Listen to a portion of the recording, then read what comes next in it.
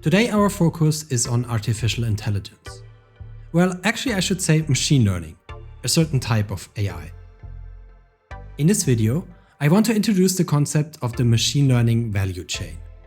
This will help us to think about machine learning as a product, and we can also use this framework to get an idea of the value of data. A key question we will ask is, can more data help to make better decisions?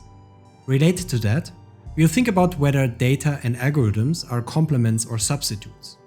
And we will see that the answers matter quite a bit for using AI in a business context. The machine learning value chain consists of 4 components: algorithms or models, data, computation or training, and insight or innovation. The value chain can be linear, in a sense that you apply algorithms to data using computers to arrive at predictions. We can also have more complex interactions, with loops between components. But let's not go there yet. Let's first think about who is producing, controlling, and owning the components of the machine learning value chain. Let's start with algorithms and models. Who is investing in the research and development that goes into them? Who is controlling the intellectual property? It turns out that this industry is largely occupied by non-commercial organizations such as research universities that produce basic research and fundamental technologies. Most knowledge about advances in machine learning is published in academic papers. But there's also an industry of commercial organizations that offer ready-to-use algorithms such as IBM, Google, Microsoft, and a large number of startups. Finally, downstream firms that apply algorithms to their business problems are also investing in in-house capabilities and specialized human capital, just like in other forms of research and development. What about data? Who is investing in the collection and quality of data? Who owns data? We often see that downstream firms own proprietary data sets such as customer databases or data from sensors in devices and machines. With the machine learning value chain, data can create a competitive advantage if your data lets you observe something that your competitors do not observe. For instance, say that Amazon has better information about consumer preferences than Google, because Google can only observe what you search for, whereas Amazon knows what you end up buying. But of course there are also upstream markets for data.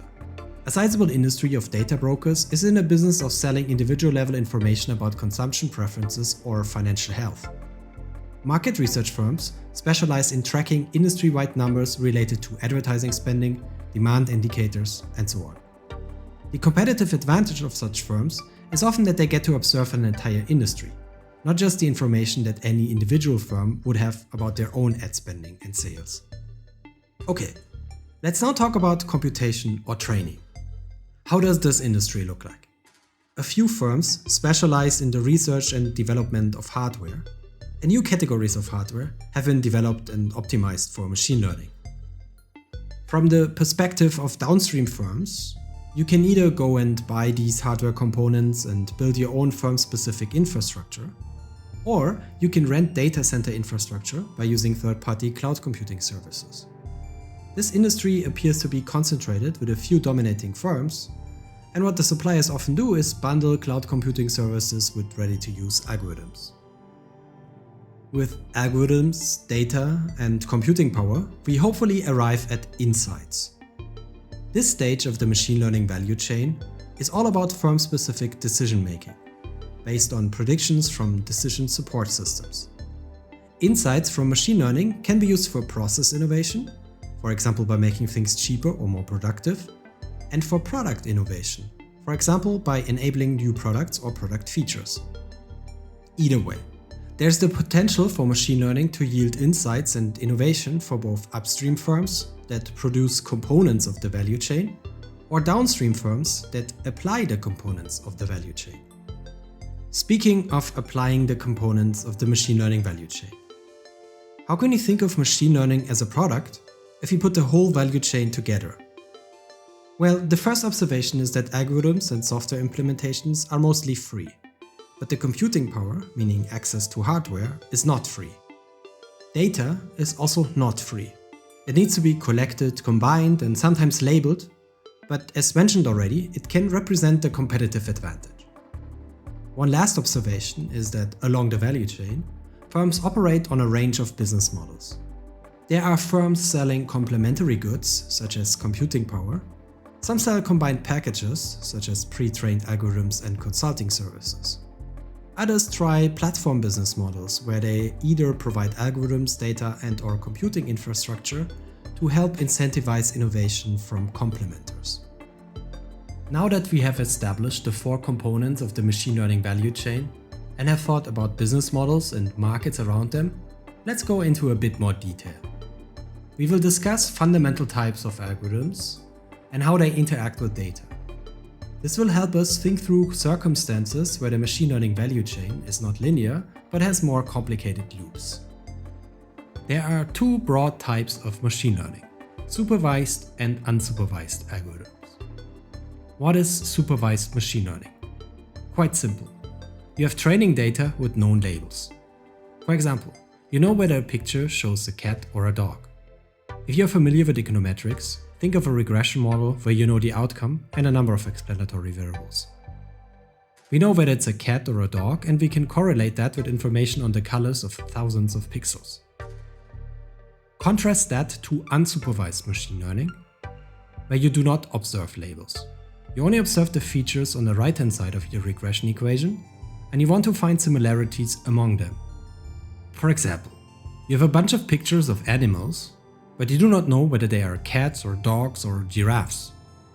Unsupervised machine learning will help you to learn that everything that has brown hair, a short neck, and 2 ears is more likely to be a cat or a dog than a giraffe. The key difference between supervised and unsupervised machine learning is the data that they need. And labeling data is costly. What is common for both types of models is their purpose. We want to predict stuff. Machine learning is very good at that. But you can't learn much about causality. In stable settings, this is totally fine. For example, it's fine to not understand why cats look like they do, as long as we have figured out the correlations, and predictions based on those work well. For either type of machine learning algorithm, data is important. But how much data do we need to arrive at acceptable predictions?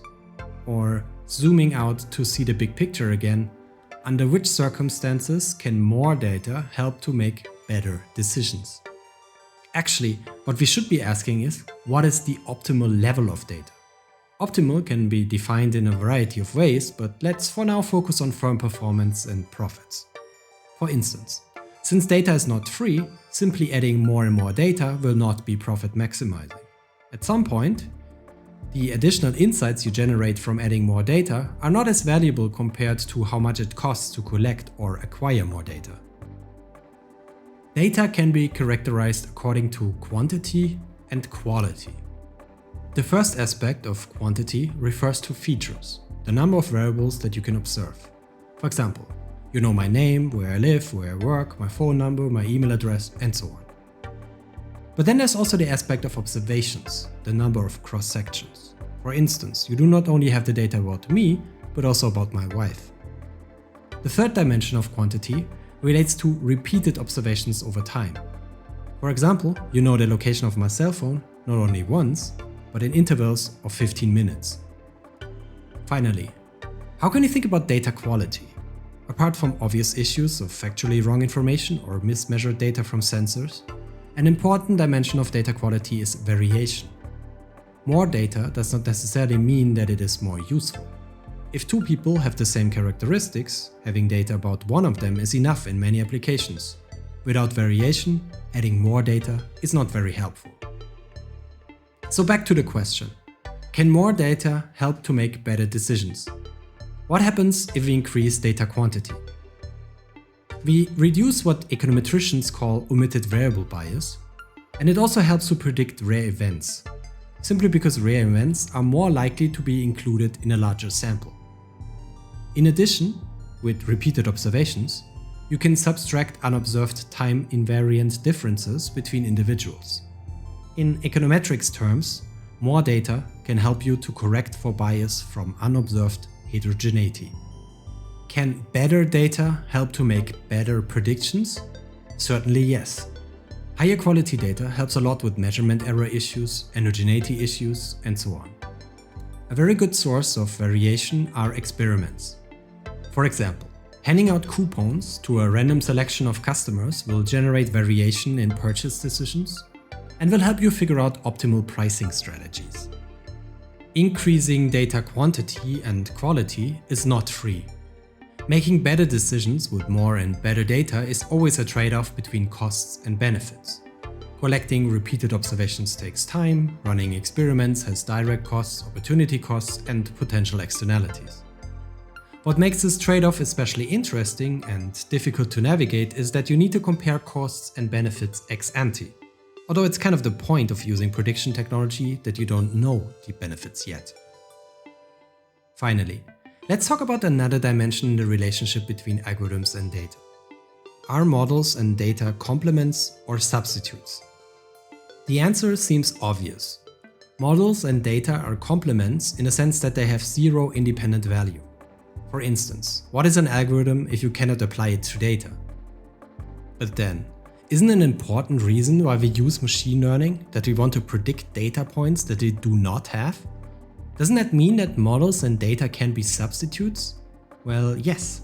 The circumstances under which more or better data can substitute for better models, or the circumstances where better models can substitute for more or better data, will depend a lot on the firm-specific context. Why is it important to know whether and when models and data are complements or substitutes? Well, it matters a lot for firm strategy and in which components of the machine learning value chain to invest in, right? It also matters a lot for the choice of organization, for the interactions downstream firms will have with firms in upstream markets. And finally, looking at the big picture, whether models and data are complements or substitutes matters a lot for policy. For example, think of the trade-off for governments to regulate consumer privacy and/or provide funding for research and development of AI through public universities. To sum up, in this video we've talked about the 4 components of the machine learning value chain. We use this to think about machine learning as a product. We've also looked at the relationship between data quantity and quality and business decisions. Finally, we determined why it matters whether models and data are complements or substitutes.